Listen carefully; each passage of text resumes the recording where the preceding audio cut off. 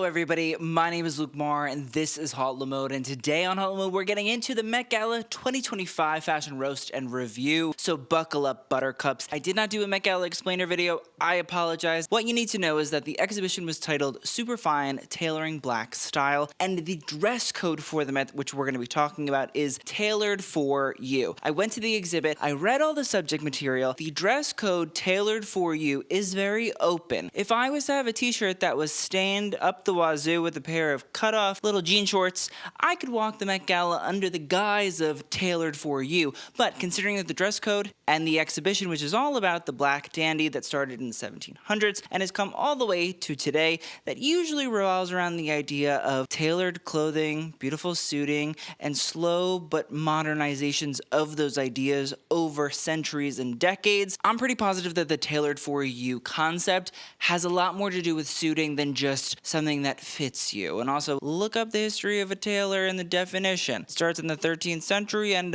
has to do with men's suiting. So, tailored for you, the dress code we're going to be discussing, whether or not people are on it or off it, going to be heavily based on if there are suiting elements involved. So if you're not into that for this video, I apologize. But regardless, I'm going to crack a crispy Diet Coke, and let's get this party started. So without further ado, let's start with A$AP Rocky, one of the co-hosts for this Met Gala. Now, he is wearing his own brand, AWGE, and jewelry by Bvlgari. It's an interesting concept. Any sort of accessory like this umbrella, which he's wearing because it is raining in New York, that does have all kinds of jewelry and crystals and refinements going on.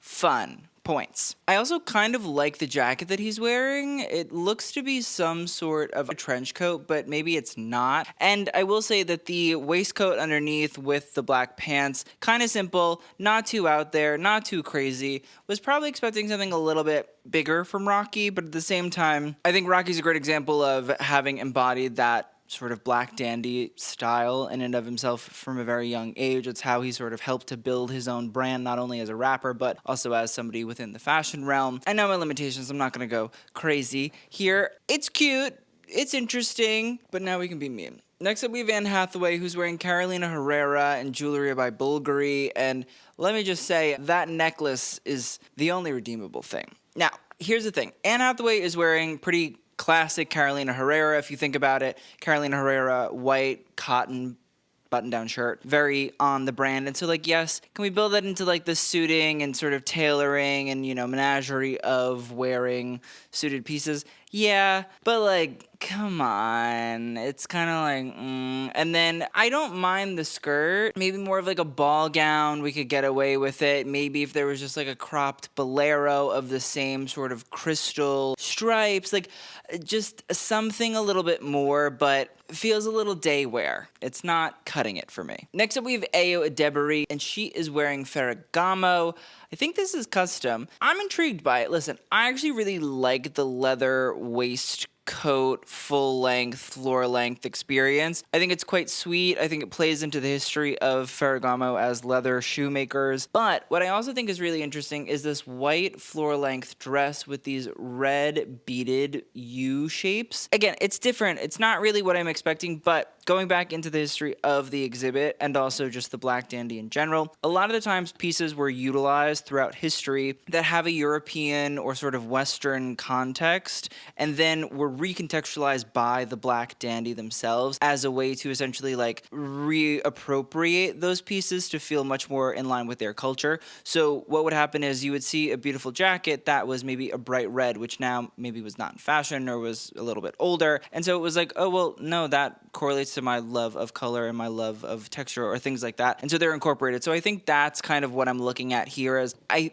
can feel there's some sort of cultural touch going on with the red beads in there. I think the bright colors, I think just the movement of them as well, the shape. It's just a cool, interesting, different look. It might not be my personal taste, but I think all of the elements separate are interesting, and then together, just a different lens. Next up, we have Bad Bunny, who is wearing custom Prada. I really love the suit. I actually think that the colors work. This brown double-breasted style is great. I like the lighter brown shirt, and I like the yellow tie. The crystal gloves, Mr. Prada would be very proud of them. Like, they're just cool. I'm sure that if she doesn't already have a pair, she will incorporate incorporate a pair into her wardrobe. They're just that perfect, weird crystal embellishment of Prada pieces that you come to know and love. This big bowling bag, which I feel like he said there was, I don't know, some sort of weird items inside or something. But either way, like, love the playback into the history of Prada and like their luxury leather goods. But the thing that's most interesting to me is this hat, which a bunch of people informed me about, so thank you to all of you. I'm going to read from Alejandra, who is telling me about it in the DMs. This hat is called a pava, which was historically worn by Puerto Rican jibaros, who were the men who worked in fields and outside in Puerto Rico, such as farmers. So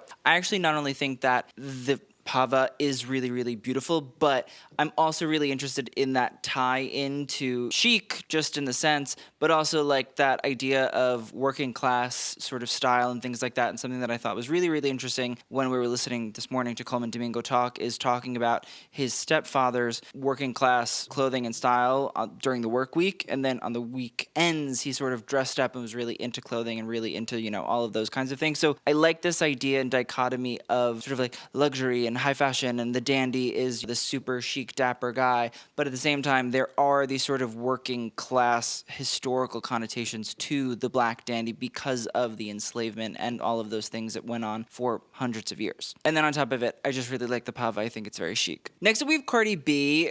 I love this. This is Burberry. It's custom. I think it's really fab. Like, there's just something about the color that's so wonderful. It's also like such a step up from last year with the black dress that was too big to be walked in. So like anything from there is great. But I also think that that sort of ruffly shirt plays into that idea of like black dandyism, the sort of 19th century cravats and ruffled shirts. We can look at prints, we can look at all of those kinds of things. And then on top of it, you have this absolutely luscious, I believe it's a woven, floral green coat with matching pant that has some sort of like, I assume, metal threads shot through it, and that's what gives it that metally texture. But it feels almost like it was cut out of tapestries. When I think again back to the exhibit and sort of the story and the idea of like tailored for you, is this idea of utilizing things that were given to enslaved people over time and throughout history, and what they needed to do in order to make it cool was like rework it and figure out how to make it fun and hot and sexy and cool. And I think this is a perfect example of maybe this was a tapestry, something like that, and it's been reworked and remodernized. I think what Monica L. Miller, who wrote the book Slaves to Fashion, that the exhibit was based on, was this word signify, and how throughout history the black dandy signified, aka like revised whatever was given to them to signify and rework and modernize those pieces and make them cool and chic within their own context and within their own culture and expression. And so I think that's something that's interesting, is this reworking, this idea of re-grasping, almost like upcycling, those kinds of things. And then on top of it, like, Cardi just looks good. Next up, we have Colman Domingo, who is wearing Valentino. Now, Colman had two different looks. He's also one of the co-chairs. So his first look was this blue pleated floor-length cape style that had almost like a collar or plate around his neck that had all sequins and sort of designs, droplets, jewelry, all sort of placed in there. When I saw it initially, I was like, I don't know. But he then did talk about the inspiration, this idea of going back to Africa and sort of the idea of, he said, the Moors. What it was looking at this idea of adornment and the way that jewelry was worn and the way that different sort of pieces and fabrics were worn. Also, this idea of blue, the blue pleated cape, not only comes in from the fact that his mother's favorite color was blue, but also the fact that when in Slaves to Fashion, one of the enslaved people was freed, the first color that he sort of wore was this super fine blue wool. And so I think that's kind of where it's coming from. Colman also said is this idea of like bringing people onto the carpet with him. And so that's what he said a lot of black people that are attending this year are sort of doing, is sort of bringing their ancestors and the people that sort of walk before them onto the carpet. And so it's like a communal thing for them. It's that idea really of like history and celebration sort of coming in. So then he shed that cape, and then he just wore a simple, for Colman it was pretty simple, Valentino suit. It's this gridded style with a little neck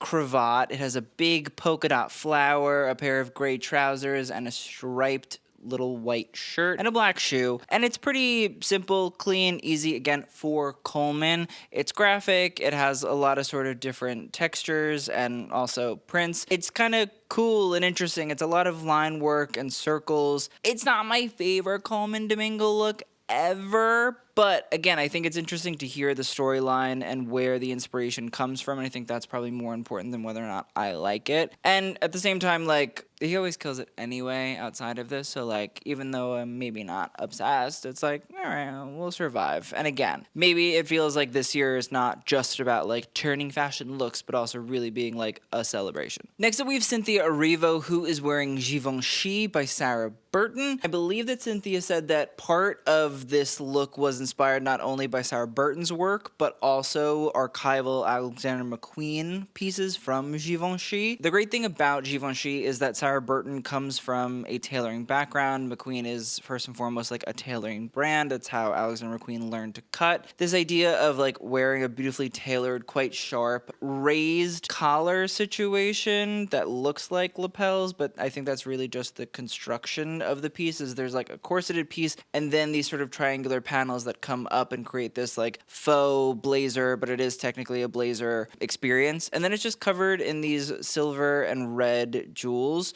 and crystals, and it's quite lovely. Maybe the skirt isn't my favorite thing ever, but at the same time, like, the jacket is so good that I don't really need to cry about the skirt. I like the boot. I think the boot's fun. I like the fact that it also plays into the crystals that are going on up top. All in all, chic. Next up, we have Doechii, who is wearing Louis Vuitton. This is a custom look. We can obviously see that there is the LV jacket tailcoat, which also has a matching waistcoat underneath. Then we can see there is a damier sort of baggy, almost like a boxer short of sorts in that checkerboard style. I love the little sort of ribbon bowed cravat. The cigar in her hand is like kind of perfect. Doechii said that this look was inspired by Julius Subisse, who was mentioned again in the Slaves to Fashion book as one of the men that was coming into his own within the culture of England in the 1700s as a black man, but also in and associated with the sort of upper class and upper crust society. He, once he was freed from slavery by Catherine, the Duchess of Queensberry, started to work on his own as a horse trainer and also as a fencer. And so he like had his own life, he had his own style. He would go and he would hang out at like the chic men's clubs where men would dress up very well. Julius essentially became this idea of like a macaroni, which was this heightened idea of a dandy, a man who is obsessed with his wardrobe and is really into it and wants to make sure that it's taken care of. I think that's kind of where you get this tailcoat inspiration, this sort of short style. It's obviously inspired by breeches, but instead of them being quite tightly fitted to the thigh, they're bigger, boxier, baggier. I guess my one issue with the look is like, instead of jellyish slip-on slide loafer derby, I wish maybe there was like a big old buckle at the center. Maybe there was also like the sock that went right into the pant or like the short. I think that maybe we could have played a little bit more into like that historical notion and dress, just a tad, while still keeping the definitive or more modern or signifying styles about it. I kind of want a little bit more juice in the leg area. But I do appreciate that Doechii also is like into her historical references. Next up, we have Doja Cat, who is wearing Marc Jacobs. Now, this is a zoot suit bodysuit style, also inspired by Grace Jones and the most recent Marc Jacobs collections. You have this sort of cheetah style that is exaggerated in the front and pushes out. It's this really interesting 3D exaggerated proportion and volume, but like front facing. So it's still kind of blows my mind to this day in this moment. But I'm pretty positive Doja said that this look was inspired by the zoot suits of the 1930s and the 1940s, which were these sort of exaggerated styles that were popular amongst young black men. But what I'll also say is that they were quite controversial at the time because they used an excess of fabric, and this was also during World War II when they were being kind of popularized, and so it caused a lot of problems. It also was this issue of the black dandy sort of being seen as like just loafing about, not caring, doing whatever they want, not really being a part of like the helpful world or society and things like that. And so it is like an interesting concept to bring to the Met this year. And I think that Doja did a great job of recontextualizing it. There's not really like a pant to it, but I do think that you have that excess in the shoulders. The lapels are different than the original Zoot suit because, you know, the lapels were so wide that they would sort of exaggerate the shoulder themselves. This is more like 80s exaggerated shoulder, but the pinstripe, I believe, is where Doja said that the Zoot suit inspiration was coming in. But I like the cheetah element. I think it plays again to like her catness and this idea of like felines and things that she brings in. I like the shoe. It's fun. It's cool. It's cute. Next up, we have Gigi Hadid, who is wearing custom Miu Miu and jewelry by DeBeers. Now, this is where my bullshit-o-meter starts. It's flickering, it's moving, it's starting to break. Now, I do know that this dress is inspired by Zelda Wynn Valdez, who was a black designer and tailor that worked in the New York area and was quite successful. She made the very iconic Playboy Bunny outfits. She also worked with Josephine Baker, who this dress is inspired by. It's specifically a Josephine Baker dress that Zelda made. I read all the text. I went to the exhibit. I have the catalog over there. There is no dress, like literally like a dress concept throughout 99% of the stuff that I have seen about the exhibit. And so that's kind of why my like tailored for you, okay, you can wear whatever you want thing is kind of annoyed. I don't really see it as like a valid response. So is it great that Gigi is learning about Zelda Wynn Valdez and she's sharing that with the world? Absolutely. I'm into that. I think it's cool. I think it's important. But at the same time, like Josephine Baker did wear a suit by Zelda Wynn Valdez. I just want to say that like there are other things, and I know that Miu Miu can cut a suit. I've seen them in person. They're beautiful. Beautiful dress, really stunning, really great. Like anywhere else, I'd be really happy. But again, it's the Met. There's a theme, there's a dress code, and I know that it's like a wide interpretation of tailored for you, but I don't know, the Black Dandy exhibit about black men in suits, the tailored for you, maybe isn't as wide and generic as we all want to make it out to be. She looks nice, but I think that there were other ways of going about interpreting Zelda Wynn Valdez and Josephine Baker's working relationship. But call me a hater. It's okay. I'll live with it. Next up, we have Halle Berry. And for some reason, the pelvic area is becoming fodder for exposure. So this is most definitely blanked out. We're filling it in. I'm seeing a lot of pelvis, and I don't know why. I don't know what about recently we're all like, yes, let's pull it out, but like we want to pull it out. And I know that Laquan Smith, who created the dress, is a sexy designer who makes sexy things and is a sexy man and does it well. We've already hit peak pelvic exposure in terms of fashion. We don't need to try to get too close to the target. We already did it. We already hit it. Let's all put it away. And that's me saying it. Same thing with like the men's pelvic region. Don't pull those out on the red carpet, okay?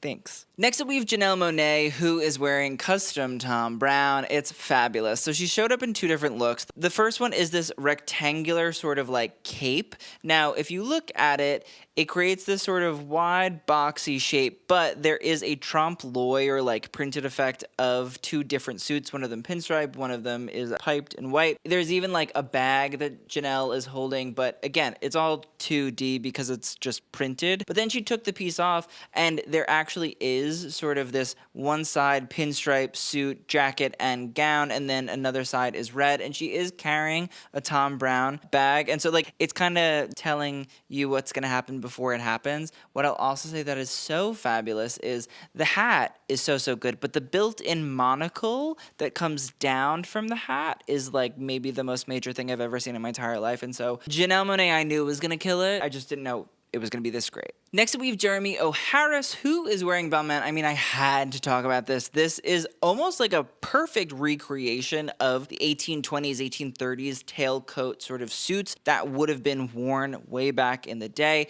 And also in the exhibit are very much so detailed, highlighted, and sort of recreated by designers throughout time. What I will say that I'm kind of obsessed with is this really wrinkly sort of long cravat style at the neck. Again, I love the cut of the suit jacket, this sort of almost flare but not really like high-waisted pant that's meant to also like resemble a breech. It's fantastic. What I'll also say that is probably an inspiration for this and something that's really explored interestingly in the exhibit is black men at the time would wear these sort of really long tailcoats, and it was cool. It was interesting. It was like the height of fashion. It was what was happening. But the issue with the black dandy throughout history is when they just live their lives. White culture, Western culture, upper sort of white society, all white society essentially was like, we don't like that you're doing that, so how do we make fun of that? Usually it was blackface and minstrelsy shows that were depicting black people to majority white audiences at that point. And so what they would do is they took those sort of like height of fashion styles and were like, look at how ridiculous this is, and they put it on stage as a joke. And so that's sort of what came. There was a blackface caricature called Longtail Blue, and so Longtail Blue essentially had a very long, almost floor length sort of waistcoat in this style, and that is part of this dissection of the black dandy. Is not only was the black dandy like a real set of men that were just dressing cool, but also the black dandy then became this sort of interpretation by white society in the United States and the UK as a caricature and a stereotype and a harmful imagery of the black dandy. And that's kind of what was dueling a lot early in the exhibit of exploration and things like that. It was just interesting to see that Jeremy O'Hara's like showed up in a look that in the past was like, yay, great, and then was turned into like, boo, not great, and now it's being reclaimed as like, yay, great again. So very cool. Next up, we have Jodie Turner-Smith, and she is wearing full Burberry, and she just looks great. She always looks great, but like this really, really looks great. I mean, this I believe is a full embossed leather coat, and then there's a suit, I think it's like a shirt and then a pant. And I say, listen, people, you can have your gown but also have a pant. Like, this is the perfect time to do it. Don't just wear a dress, a suit that looks like a dress. It's kind of the perfect time. Met Gala, you could go there, it's okay. The top hat is major. I'm so obsessed with it, and like the way that it's cocked, I think is that perfect sort of dandy macaroni of it all. She looks fabulous. Next up, we have Kendall Jenner, who is wearing a suit by and jewels by Chopard. Listen, I actually kind of love the skirt suit. I think it's quite lovely. I think that the gray, kind of clean, kind of simple, kind of mute, not really super exciting, but at the same time, the thing that I was really drawn into is the sort of draping, not really at the shoulder, but from like the armpit area up to the shoulder. Torshia Judumi is a very interesting designer. I've been to a few of her shows, and I feel like she's always sort of bringing in different cultural elements. Now, Torshia is both Nigerian and Brazilian, but grew up in the UK, and so I feel like there are a lot of sort of inspirations that come from that area, and maybe that's possibly what the draping element is. But something that I also think is quite interesting about this sort of draping idea is that we saw it not only in the exhibit when it was coming from different parts of the world, different parts of Africa, but also even the zoot suit is draped technically and is inspired by draped suits. It was inspired by the Prince of Wales, or the former Prince of Wales, the Duke of Windsor's sort of draped suits that then became these sort of big billowing sort of pants. So like this idea of drapery in suiting and tailoring is not far-fetched. So that's kind of why, I don't know, I'm into it. And then on top of it, it's really just nice looking. She looks good. The subtle details and the subtle textures are what kind of work. It's not doing too much. It's still on theme. It's not really trying to be the center of attention, which probably for the best. Speaking of center of attention, Kim Kardashian in Chrome Hearts. I just wasn't into it. I'm sorry. People can be mad about it. I don't really care. There was a moment I thought maybe it was Alaya, and I was like, okay, the very iconic Alaya crocodile tailed coat, very wonderful, but what is Kim's issue with wearing a suit? A skirt suit, a Mugler skirt suit would have looked so good on her. I just don't know why we need or have to wear a corset and a skirt. I appreciate the hat. I think that's cool. I think that's fun. It's just the rest of it is so, I was saying Carmen Sandiego. It's a crocodile fitted, corseted thing. Oh, I've never seen her in that before. Have some fun. Do something different. Try something exciting. Wear a suit. I'm sure you could get 17 tailors to make you a beautiful suit. It would be no problem. It's just this, again, I do see the sort of chain of the pearls that comes around. I can look at the zoot suit and see inspirations from there. I assume that the hat also is most definitely sort of referencing cocked style of the dandy. So I see it. It's just even if there was just the jacket and she was knocking off the iconic Alaya crocodile tailcoat, it would have been okay. You know what I mean? I would have rooted for her, but that dress, I can't. Next up, we have Lakeith Stanfield, who is wearing Ferragamo and Didris jewelry. I love the suit jacket. I love it so much. I love that it's floor length. I love that it creates these interesting tail sort of stole pieces that are fringed at the end. The shirt is great. The bow tie is great. The jewelry underneath the bow tie on the collar is great. The hat is wonderful. The shirt, nice. Cummerbund, cool pant, a little baggy, but I actually kind of like it. He just has like a genuine expression. I've always found Lakeith very, very intriguing fashion-wise. I feel like he always turns it out. He's always fun. He's always interesting. And it goes back to this idea of like the black dandy is it's not just about the clothing that the black dandy wears, but it's also about the expression, the movement of the body, and the wit of the person is very much so informative into the way that the black dandy exists. Lakeith just has that je ne sais quoi that keeps me coming back for more, always. And congratulations to his wife. You're doing great. Really happy for you. Next up, we have Lana Del Rey, who is wearing Valentino, and I just think this is a perfect example of, like, missing the mark. Just literally missed it. Last year, she had such a good year that, like, we had to fall off a cliff. It's a black velvet top, drop, waist, brown taffeta skirt. It's just like 80s core Reaganomics. Could have wore a suit. Could have wore a jacket even. Would have been fine. It would have been great. But no, we had to wear an Alessandro uninteresting look. I feel like we could have done more with the custom. Would have been far more fun. And I feel like she's normally into it, so I don't know what's happening. Next up, we have Lewis Hamilton, who is wearing Wales Bonner and Brioni Raymond jewelry. And honestly, I think he looks great. He's wearing a tailcoat. It's beautiful. Sort of cropped. It's not as curved as other ones. And I do like the sash that he's wearing, which is kind of signature Wales Bonnery to me. It's this beautiful embellishment. It's full of different sequins, paillettes, and cowrie shells. Now, cowrie shells do have cultural significance throughout the world, but also within the African coastal communities in places like Mozambique, as well as Somalia, amongst others. And so it's cool to see that sort of built into the embroidery and the embellishments. I think it looks cool. I like the hat. I think it's different. I think it's interesting. And I like the brooch on the hat. I like the adornments of the brooch on the lapel as well. He also said that he was partially inspired not only by like the Wales Bonner brand and just sort of the general gist of it, but also the artwork of Barclay K. Hendricks, as well as Cab Calloway, specifically in Harlem Nights. So there's a kind of wide array. Honestly, I think it looks good. I like the white on white in this context. Again, I think it's accessorized well. It keeps the brand's DNA going, and he still looks like a dapper gent, so I'm into it. Next up, we have Lupita Nyong'o, who's wearing Chanel and Chanel Fine Jewelry. I think she looks lovely. I think this color is so fantastic on her. It, like, makes me really, really happy. I like the cape style over the sort of beautiful double-breasted fitted suit. There's not really much to, like, say except it's good stuff. Like, it's light and flowy. It has this sort of mixture of masculine and feminine. I like the floral. I like this Chanel jewelry star sparkle as sort of a necktie. And the hat. I love the hat. I love the hat, and it has little double C's on it. Her eyebrows are crystalled. So, I love it. She's having a great time. Next up, we have Nicole Kidman, who is wearing custom Balenciaga as well as Omega. I am confuzzled because as much as I love a Balenciaga gown, you know what I mean? Like, I love a good Cristobal Balenciaga gown. The man did make great suits, coats. He was really good at it. So much so that, like, they sold super duper well. Some would say even they, like, helped to uphold the business. A little confuzzled on, like, maybe why we didn't go for something along those lines. Just a thought. I don't even mean like a trouser suit. I mean like a skirt suit. There's ways to play, you know what I mean? Like, he did great things. Really was sort of a tailor, somebody that built structure, that sort of created shape. And so a backless bowed dress, I don't know, seems a little boring in the context.